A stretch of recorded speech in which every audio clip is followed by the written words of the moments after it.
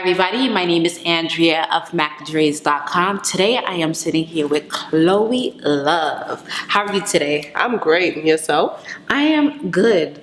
Cloé Luv is the owner of many different companies that honestly I cannot even mention because there's so many, and if I did mention it, I know I am going to forget something. So let us know exactly about your different business ventures.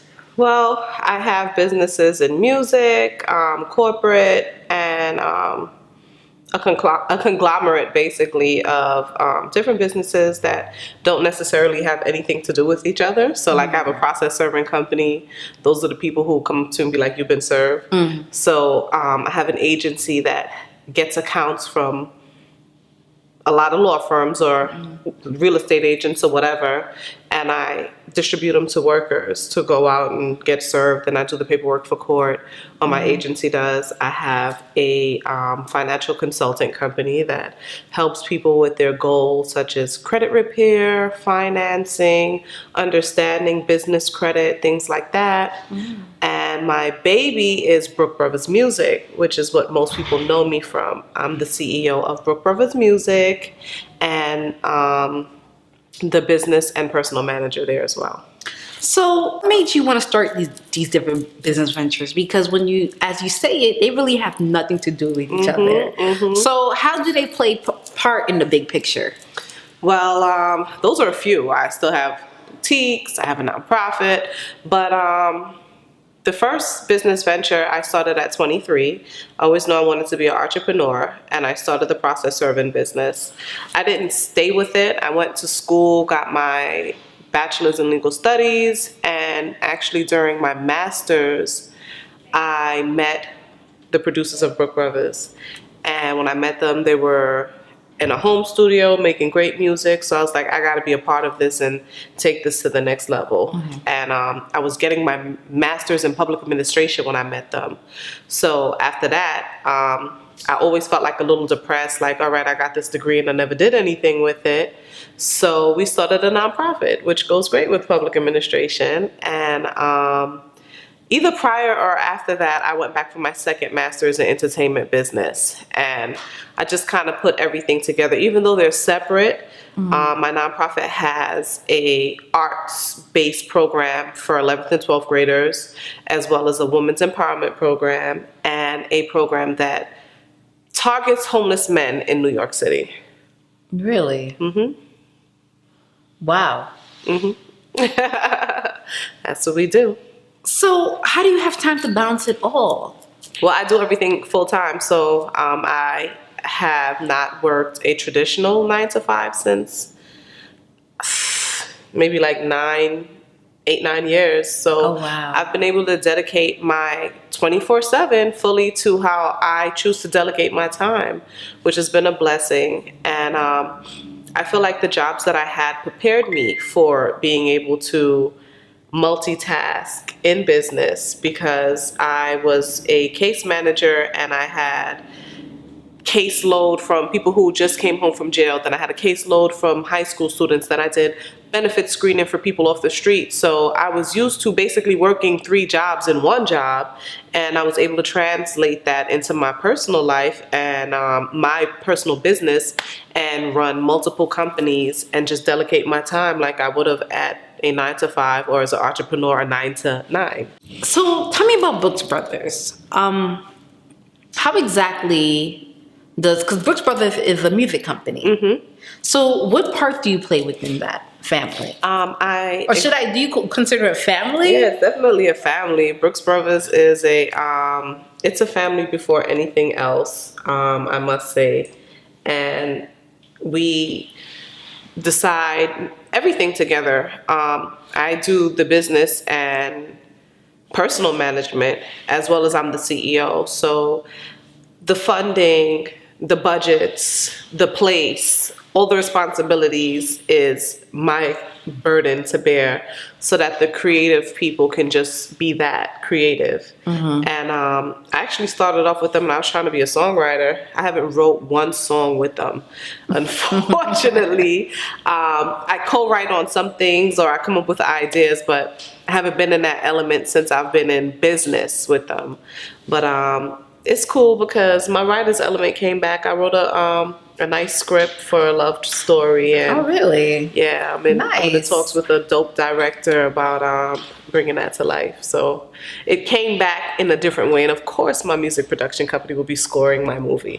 What is your passion then? Because it just seems like there's a lot going on. There's music, there's not-for-profit, there's finance, there's a lot. So what is your passion? Yeah, my passion is definitely my vision. I'm so grateful, it's my blessing as well. I'm able to see things from a unique standpoint and how to develop a brand where it stands out in the oversaturated market. So being able to do that kind of makes you limitless on what you want to do. And Warren Buffett, who's one of my favorite people, always said, in order to be financially free, you have to have multiple streams of income. So I took that very literal, and I don't know where I'm going to stop because I don't know where he stopped. So I'm following suit. So what is the goal then? The goal is to be the next youngest Black billionaire. That's the goal, to change the legacy of my bloodline. And That's beautiful. That's the overall goal. And that's what I'm working towards. Your different ventures, do you do them on your own, or do you have people that you partner with to execute these business ventures? So I start most things on my own. And I get it to a certain point, and then I look for effective partnerships. And I had to learn that from doing everything on my own, and even starting certain partnerships where things got a little rough and people had to bail, and it still ended up being me doing it on my own. So I had to understand what an effective partnership is and make sure that anything that anyone I join with understands that there'll be ups and downs and they're in it for the long run. And the way you understand that is by looking at their history of other things they've done. So you'll know who's done business, who knows, you know what I'm saying? What long-term goals are, and who's not just banking on this one thing. So like 2 apps that I started on my own. And now... What are the apps, if you don't mind Okay, sharing? one of the apps is a music app, and it's called The Songwriter's Bible. I got the patent done for that. I think I've heard of that. Is it out yet or no? No. But that name we spoke sounds about familiar. it for a while, Okay. yeah. So we got the patent done on that, the trademark done on that, and I got the prototype. And I'm actually having meetings with developers and investors to take it to the next level and build the website idea that I have with it, which I will let you know when that's done. Okay. And my second app is Social Women with Voices, and that just hit the Google Play Store today. Oh, really? And that's an app for women, by women. It's very similar to Facebook, where you can post status, interact, message, but it's just for women only. So Really? Yeah, that's what that is. That launched today, and I'm waiting for the Apple one to be done, and then I'll probably announce it at the end of the month. So what makes it similar to Facebook? I'm just curious. Just the way that it works, being able to post your statuses, your profile pictures. It's the same algorithm, if you will, and a lot of the same similar features. Except for this one, you can have your own blog, and people can follow your blog from there. So I'm working on features like being able to video chat each other, set up video chat rooms with people that will be recorded. Those are the features that we're looking to add, as well as going live and being able to do promotion for your product as the numbers grow. So it'll be a lot of the same similar features, but some different. So let's backtrack a little bit. When did you decide, because you said about 9 years, you have not worked within the past 9 years. Yep. And for the past 9 years, you've been able to sustain yourself with your own ideas, just trusting your own gut, you can say. When did you decide that I'm done working for somebody? Like, this is it, and this is what I want to move on doing with myself? I don't know that I actually ever got up one day and said, that's it, I don't want to work for anybody. Okay, let me rephrase my question. What was your breaking point when that made you really decide that I got fired from my last job, and I shouldn't have been the one that got fired. My coworker should have got fired because she oversaw my case notes, and she knew of it issue that she act like she didn't know when we got audited by the Department of Homeless Services. And I was so angry because it was obvious that she knew, because you check my case notes every 2 weeks or every week or whatever. And, you know, she was an older woman and I was about 26 at the time. So I'm like, maybe she needs the job more than me. So I didn't make a big stink about it. I just kind of left and was like, all right, I'll just get unemployment and figure out what I want to do next. And I started building Brook Brothers, and I didn't particularly have the thought process that, oh, I'm never going to work for anyone again. I just did what I was supposed to be doing, and in doing that, it begat other things, and I just ended up never returning to work. I was never like, oh, I wouldn't want to work again, but for me to go to work, it would have to be a crazy salary for one, and it would have to be something that I can't work for someone else's plan. I would have to know what the vision is and implement my own plan. And because I was fortunate to be able to make good money outside of working a 9-to-5, there was no reason for me to have to return. When I did work jobs here and there, it was kind of like, so I snuck into some companies, got hired, like some process server companies, to kind of see how the system ran. Okay. And, you know, you gotta work a job to understand what your employees are going through. I really believe that. So I did it for a while. Things had changed since I was doing it when I first started my business. So when I launched my agency, I signed up with 2 big firms and kind of checked out how they ran their systems, what programs they were using and things like that, and compared it to some other stuff. And I did that for like a month, and I gathered the case studies that I needed, and I just went back to my office and you know, launched my own. So it was research purposes. I just want to know, what exactly are you doing to sustain yourself, to stand out within the market? Because as you said earlier, things, especially you could say finance, music, those are industries that can easily get oversaturated with people who know what they're doing, the people who don't know what they're doing, to people who's just trying to figure it out. Yeah. So how do you make yourself stand out? So for example, my producers, the story is what makes sense. What makes them different is why I'm there. They're producers. They're not beat makers. There are a lot of beat makers that call themselves producers. People don't even know what a real producer is. So now we got to start telling that story. We got to explain and inform the people. And that while you're telling the story of what a real producer is, you're also becoming a educator in that field. So by default, you are already making yourself known for one thing, and that's educating on what production is. So then what comes next? Well, let me hear what your production sounds like, since you're talking so much about it. And with my producers being producers who know how to play live sound, it automatically blows a lot of the other producers out of the woodworks. So they have a talent that can stand the test of time. They can rock with the Brian Michael Cox. They can rock with the Danger Hand, the Timbalands. They can rock with the Dark Childs. Like, they can make that kind of production that is timeless, that is real full music, as well as we do. People think production or music or beats stop at an artist. We have over 100 TV placements. We're looking to go into movie scoring. We've placed with video games. We did commercials, you know, so there's a lot of money to be had in music licensing. I think for songs that are made just for TV, you get paid $1,000 every time it plays. Oh, really? Yeah, so imagine a marathon. Just put me on something. I know nothing about that. Yeah. So there's a lot of money in music production if you're not limited in just being a beat maker, if you really understand production. And we're songwriters, we have engineers, we have a full one-stop shop for anyone who needs anything in music production. And that's what makes us stand out from a lot of other people. And even in that realm, our understanding of musicianship, most producers are niche producers. So they can either do trap, or they can do pop, or they can do EDM. My boys can do anything. And with the new project we're putting out, The Producer's Perspective, we're showing that. They stepped into the artist light, and we kind of couldn't wait for anyone else to do it for us.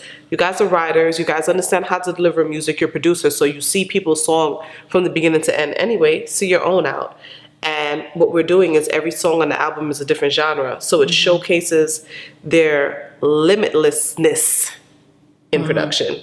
And it's all performed, written, and produced by them. So who have you worked with? Your producers worked with, should I say? Yeah, we've worked with everyone from Toni Braxton, Petey Crack. Swiss had got a placement with Rick Ross early in his career, but was scratched from the Triller album because when they did the Def Jam deal, they only wanted A-list producers. So he was paid for it, but it never aired. We've worked with Slick Rick, JoJo, Noriega.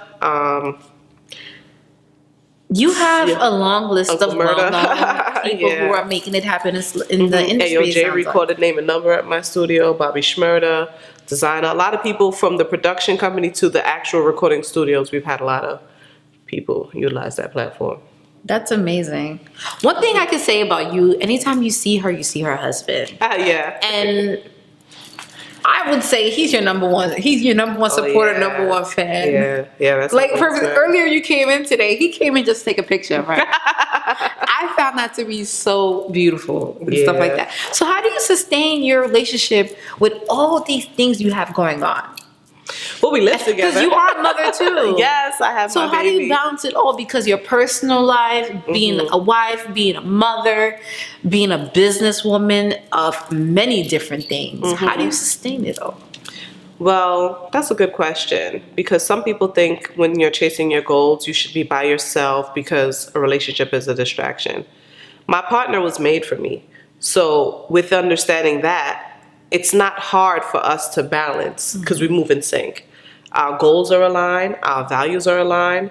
So you'll have a little tip here and there. Okay, we're not spending enough time, which, funny or not, usually comes from my husband. It's not usually me. And once in a while, I'll get into my, okay, you need to stay home today or something. But with being in this industry, you understand what you signed up for. And with understanding that, you have a very bigger and understanding marriage. Like I support him going out to the events even if I'm not going, and if I need to go, sometimes he'll stay home with the baby if we don't have a babysitter. So it's a partnership, just like it's an effective partnership. Just like I tell you in business, you have to have that in your personal life or else it's just not going to work. So my son just started daycare 2 weeks ago, and that's been a big help because he's there from 7:30 to 6. They come. How old is your son? He's 16 months. Yeah, he's a big boy though. So he's at the handful age where it's like after work you have to have a whole another ball of energy for your son as well. Yes. And his name is King, and That's he's beautiful. Definitely, thank you. He's definitely very entitled, so he lives up to his name, so he's more than a handful. But he's a blessing. I'm grateful to have him. I wouldn't have it any other way. I'm planning to work on my second child, and I'm hoping between this year and next year, I'm in a space where I'm like, okay, let's just knock this other one out. And inspired by my son, I love him so much. I can't imagine not having a daughter. So I'm going to try for my daughter. And beautiful. Gotta work out the rest. Because there's some things that's past you. Just gotta have to work out the rest. That is true. Leave it where the chips may fall. But we haven't spoken about your women's organization, Women's with Voices. Yes. Let us know about that. Because Women with Voices literally started, what? You said 2-3 months ago? We launched March 31st. March 31st. I went to the event. Amazing event. Amazing. Full house of people that were making innovative moves, making things happen. And I congratulate you on that one. Thank you. Tell us more about what the organization is about. So in a sum, it's about women empowering women from different races, ages, backgrounds, social statuses. It's about women being able to meet any woman, no matter where she's at in her point of life, there, and being able to uplift her, unite with her, support her, and make her feel included. Because I feel like a lot of women empowerment organizations based on female entrepreneurs, or they're very niche based. We empower rape victims or domestic violence or boss babes, and there's no place where no matter what, maybe I am a rape victim, but I also want to do business. But I want to be able to talk about it here and still be supported, Beautiful. So, and everything that I implement, we practice on our board. So we have very personal conversations with each other on our board, and we don't have to worry about it being out there. No one's ever going to hear my business out in the streets that I've said to my girls, and they're not going to hear their business. So at our board meetings, it's a sanctuary where if you have to cry there, if you have to get something off your chest, it happens there, it stays there, and we move on and we do business. Literally, we uplift, we support, and we empower. So we practice what we're implementing. And I think when you practice what you're implementing, it's easier to do it because you're not faking.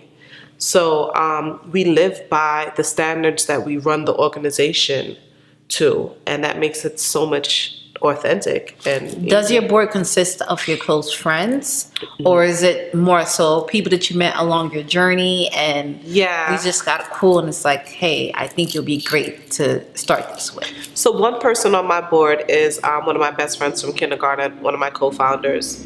The second co-founder, Jordan, I met on Instagram. Wow. Yeah, I met on Instagram, Hala Marak, who is a radio personality. I met her on Instagram as well.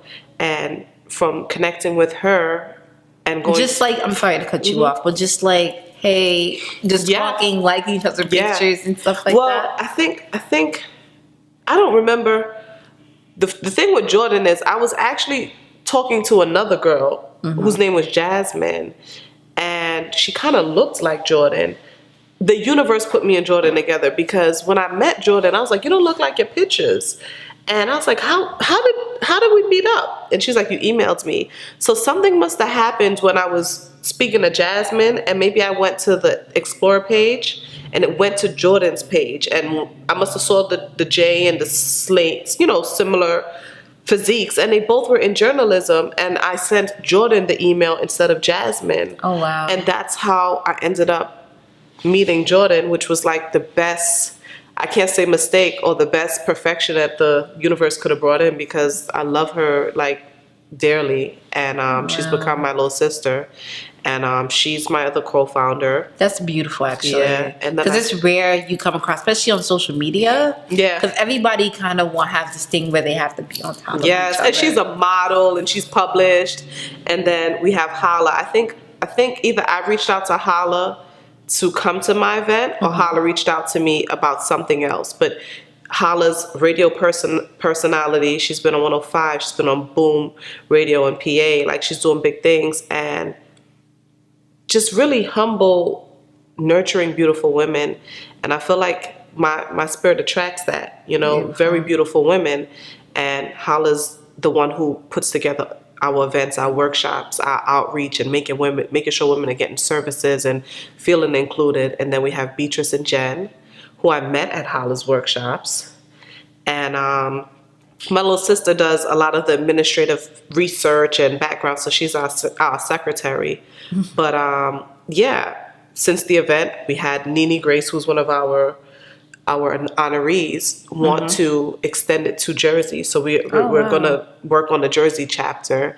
And it just works out like that. People hear what we got going on. They come to the workshops that are put together by Hala, and they're like, I want to get involved. How can we, play a part? And it goes from there, and it spreads like wildfire. Because when it's real, you know what I mean? People could feel when it's real, and they could feel when it's forced. And they want to be a part of that authenticity. Hala is the woman with the badass boot camp. Badass boot camp. That boot camp is amazing, I have to say, people. Because I went to one, and I'm like, I got something out of it and stuff like that. Especially the fact that at the beginning of the boot camp, what they do is they introduce you you have to introduce yourself through the camera. So it's kind of like Spotlight, but it breaks the ice. Let's just say this, to the point where you're like, okay, let me see what's going on here. That was the brand new workshop. Every workshop is actually different. So what has been the biggest lesson you've learned through your journey? So many. One of the biggest lessons is just knowing that you can't always mix friends with business. Whew, that was the biggest lesson. That's a huge lesson. That was the biggest lesson. And you can at times, but you got to know who your friend is. And you got to understand, just because it's your friend doesn't mean that that person is a business person. That person is built for struggles or sacrifices. And when you have to push somebody or see somebody in that different light, you may see a whole different person. So it could be a good thing or a bad thing, because it can weed out the weak links. But if they were never meant to be in that position anyway, maybe they would have never been a weak link, because you would have never known they were made for business. You should have just kept it at a friendship basis. That is a beautiful lesson. Oh, thank you. Not the thing The about weak the link. friend, but the weak link part. Yeah. But not to mix friends with business, because I'm pretty sure anybody who have any type of business endeavor that you're dealing with, Or particular friends. You got to know your friend. Because friends or family. Yeah, you got to know your Yeah. friends and your family. Because Tamika is on my board, and she's also one of the owners of my boutique, and we don't have any problems. But she's built for this. She understands this. She's going to invest. She understands that this is maybe a loss, and I'm going to invest what I can afford to lose with everything to gain. So the mentality of a person is very, very important. Sometimes we'd be like, oh, that's my homegirl. I want her to do this with me. But you haven't evaluated your homegirl past just being your friend. How does she manage her finances? How is she at work? Does she someone who puts her all into her job, or is she someone who's BSing around? Because she'll come here and do the same thing, believe it or not. Some people think, oh, well, they're not going to do that because that's my friend. No, it's just in their nature. If you're not going to put your all into something that you're doing, naturally you will still turn around and do the same thing in your own business, honestly. So you just got to evaluate the person. Are they selfish? Are they people who like to sacrifice? Are they complainers? Like, there's so many elements that are important to evaluate the things you may accept in friendship that you're not going to be able to accept in business. Yeah, you got to draw the lines, or sometimes you can really ruin your friendship or lose your friendship over something that should have never took place in your relationship. The last time I saw you, you said something, and I've been using that till now. Okay. And what you told me that you cannot you can't give anybody anything that you are not afraid to lose. And I found it to be such an amazing lesson. Yep. And it has taught me some things. I'm like, even from loans to my time and stuff like that. Like, can I lose this right now? And can I afford to give this up? Right. Because it can make you bitter. Yeah. It can literally make you bitter. And everything that you do is an opportunity cost. If you give somebody money, it's an opportunity cost of something else you could have paid for, bought, or saved. If you're spending time doing something, it's an opportunity cost of something else you could have invested that time. And even if it's just laying there watching the ceiling and relaxing, it's still your time to do what you please with. So if you really don't feel either strongly about a person, or even with money, if you know that you can lose $500 without it breaking you, do not loan over $500. If you have a friend that needs help with something, you're saying, hey, I can dedicate an hour a day or an hour a week to whatever it is you got going on, and that's what I can dedicate to help you. Don't dedicate a week, or 2 weeks or 3 weeks or 4 or 5 hours a day, because then you're going to start to feel miserable because it's cutting into what you signed up for. And you just got to be real with yourself on what you can and cannot do. And in order to keep those relationships healthy, you got to keep it real. Listen, don't tell people your business. I got $250. Sorry, that's what I got in my bills. You can have $7,000 in the bank, but maybe you're only comfortable, if anything, they can't pay it back. I'm good with losing $500. That's true. So you got to evaluate yourself and figure out what's realistic for you, and then answer these questions truthfully. Well, as truthful as possible, You don't want to hurt no feelings. Yeah, you don't want to hurt no feelings, but as truthful as it is for you, your truth. More so what works for me, I can or I cannot. But I think if you live by that creed, you will be able to have longer and healthier friendships. It would stop a lot of bitterness. I agree, because I've been going by that ever since the last time I spoke to her. So I definitely agree with you 100%. What would you tell anybody that you wish somebody told you when you were first beginning? Ooh, business credit is essential in anything that you're doing. It's the biggest lesson that I learned. Not using your hard cash and building your personal credit and allowing that to help you build business credit. Invest off of loans, not hard cash. Rich people don't spend their own money. They spend loans. And incorporate companies so the companies hold the liability, not the person. Do not put big personal debt on yourself. Put it through an organization, a LLC, and if God forbid it don't work, bankrupt the LLC and move on with your life and start another one. Yeah. Once you account for all your books, so you don't get locked up.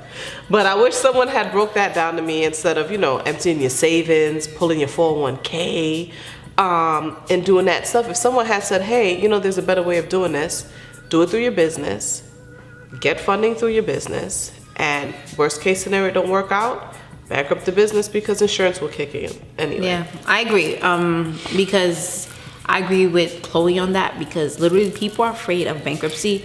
Understand this, when you have an entity, it's not you that's going bankrupt, it's the business itself that's separate from you. So literally when you go bankrupt, I'm like, I don't want to go bankrupt. No, it's the business going bankrupt. It means that's being dissolved. And you can start another one. It's not illegal.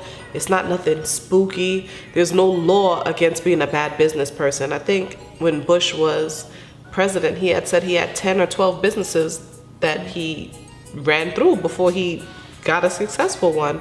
And it doesn't mean he was like scamming or doing anything illegal. It was just that these things didn't work out. He honestly tried, and he had to move on. Before you leave, I have to ask you this. What is success to you? Ooh, success to me is being financially free, not financially stable. So it means that while I'm sitting here having this conversation, money's being made for me somewhere. While I sleep, while I blend my juice, while I play with my child, revenue is being generated for me somewhere. So success is being able to financially make good money to sustain whatever lifestyle you want to have without you being enslaved to it, meaning hours or days or whatever. That's success for me. I couldn't agree with her more. Could not. So everybody, we just heard it from Cloé Luv herself. If anybody wants to look you up, work with you, follow you, just get in touch with Cloé Luv. Where can they find you? So Cloé Luv, that's CLOELUV on IG, CLOELUVBB on Twitter, and www.cloeluv.com. Yes, and if you didn't catch that, it will be in the description below. So my name is Andrea, again, of Makadrez.com. We just spoke with Cloé Luv. Look out every Tuesday for more dope entrepreneurs and individuals making things happen, like Miss Luv herself. Definitely, and we'll speak to you soon. Mwah.